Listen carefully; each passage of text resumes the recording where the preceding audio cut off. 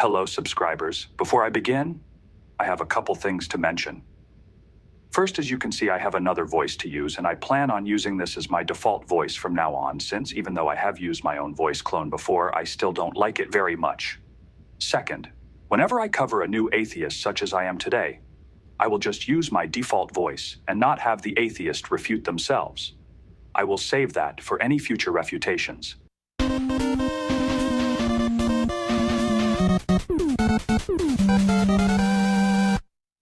So in today's video, I will look at Professor Plink. This is not actually my first attempt though, but I felt like my response was not really lining up very well with what he was actually saying. So instead, I decided to switch videos and cover his latest video at the time of this writing, which was a response to "What do you meme" on the existence of God. And it is funny because I actually referenced "What do you meme" in my first attempt. Anyway, this one was painful, like the prophet of Zod, peace be upon him. Plink really likes to hear himself talk.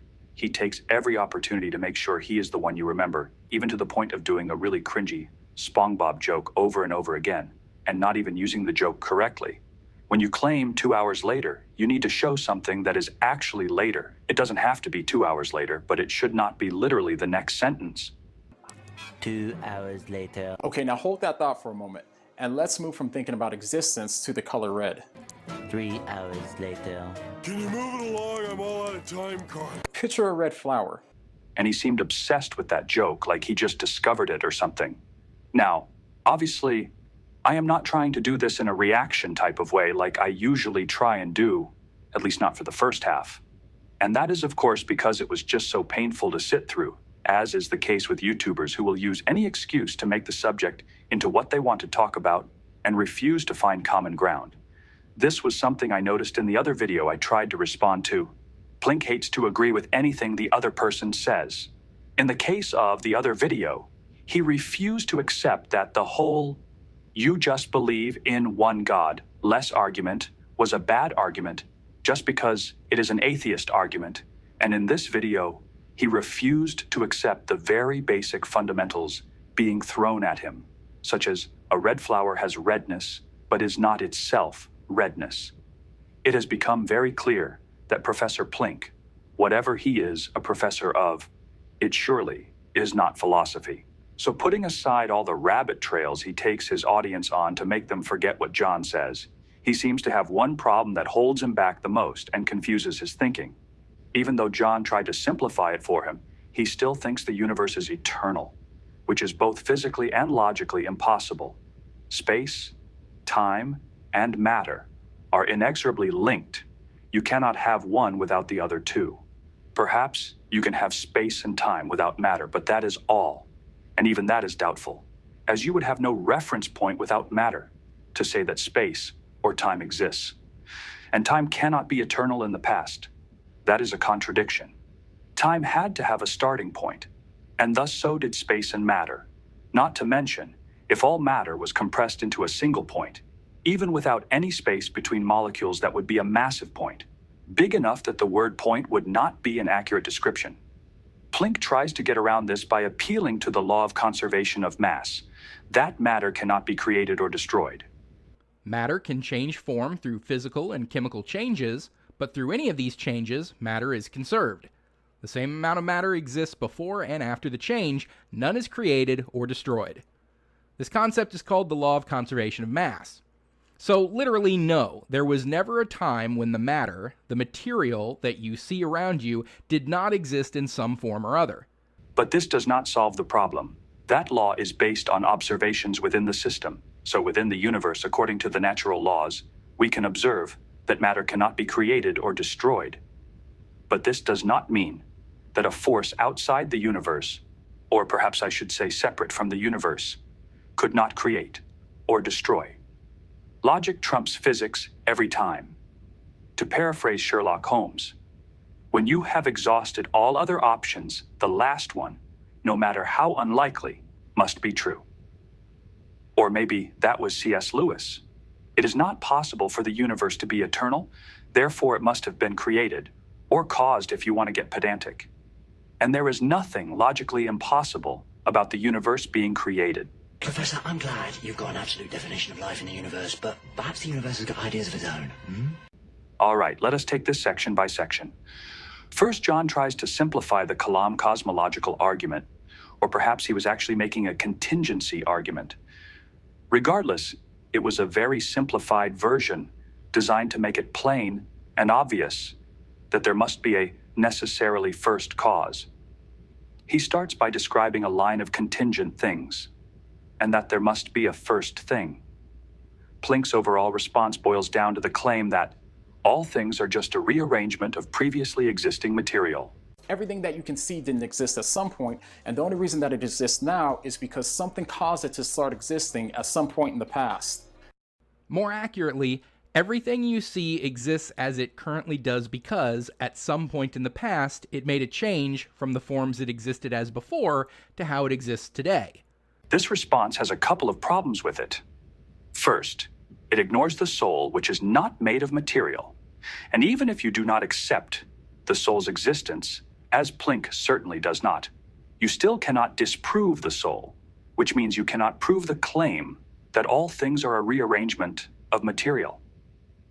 Second, it implies that matter itself is eternal, which, as I have already mentioned, is not possible. But I will say that perhaps John could have been more clear. It does appear that he did not clearly separate the things from what the things are made of, resulting in a very easy response from the atheists to be that base matter and molecules are the first cause. Of course, this also resulted in the most ridiculous conflation that Plink makes. So, the entire universe and everything in it, including all of us, are thing Z. Though that came much later in the video. Next, John moves on to the fact that red flowers get their redness from something else. In other words, the flower is not red by necessity. It could have been any color. And Plink goes off the rails on this one. The redness of the flower came from something else that gave it its redness. If something didn't give the flower its redness, then the flower wouldn't have been red. No, the red flower couldn't have been yellow or orange. Not without major changes to its composition, which would have made it a fundamentally different flower. Does Plink not know that flowers can indeed be different colors? A rose, by any other color, is still a rose. Perhaps he means the identity of the rose would be different. Like if I were a different color, I would be a different person.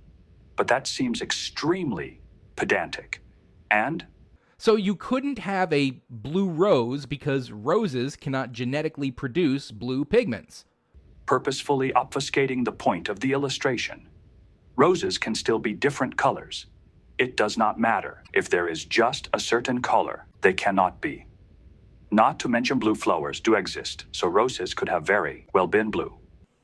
Now, the important thing to remember is that the flower itself is not the same thing as redness. Now, it has redness, but it's not redness itself. And a detour into how light and color works. No, this is not about how color works. This point is about the property of redness. This is a prime example of something Plinks should be able to agree on. But either he does not want to, so finds a way to make it sound as if he is disagreeing, or he really does not understand how things have properties and redness is a property.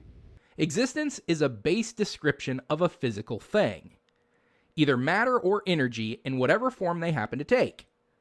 Since neither matter or energy can be created or destroyed, they have to exist. They can't not exist. This is obviously not true. Just because matter does exist does not mean it had to exist. If matter cannot be created, then it could have been the case that it never existed. The fact that matter does exist says nothing about whether it had to exist. So existence isn't something that was given to any physically existent thing. It had to exist. This is also not true, and this one is even easier to show. If I create a chair, I have given that chair existence. The chair did not exist before I created it. Existence is not a property that is given. It is a description of a necessary trait. Something that exists could not possibly not exist. Only possibly not exist in its present form. You are contradicting yourself now. Earlier, you said, a flower by a different color is a completely different flower. But now it seems you think it is just a different form of the same flower. All of the stuff that exists will eventually trace back all the way until we get to a final point that we can call the OE. No, not that OE. OE as in original existence. Right? And that would be the Big Bang and the Planck time. The Big Bang is an event, not an existence. It is not a thing that existed. It was, allegedly, a thing that happened. And Planck time is not even that. Planck time is just a specific moment in the deep time hypothesis. Or it is just an incredibly small measurement of time.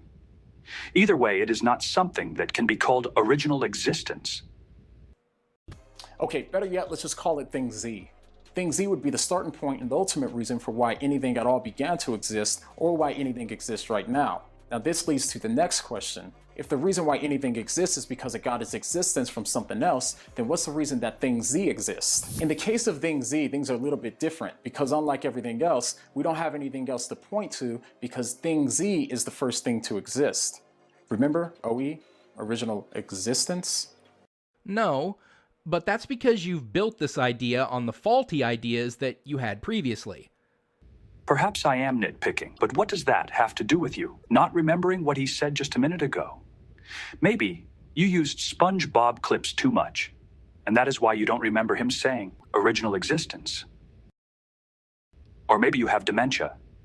So what could thing Z be? Well, it can't be anything physical because anything physical would have either began to exist or it's possible for it to stop existing at some point. No, John. Yes, yes, yes. You can be incredulous all you want, but it does not change the fact that the universe began to exist at some point.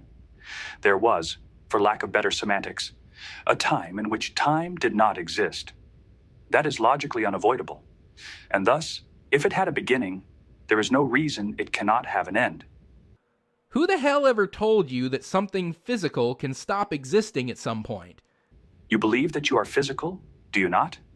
You believe when you die, you will stop existing, do you not? You, all right?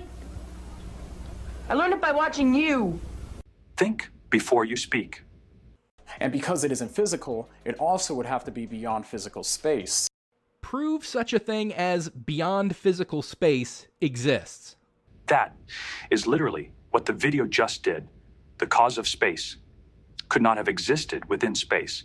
The cause must exist outside of space. And Plink ends his video with the tired old tirade of I cannot accept what you say unless you prove every other thing you believe as well at the same time.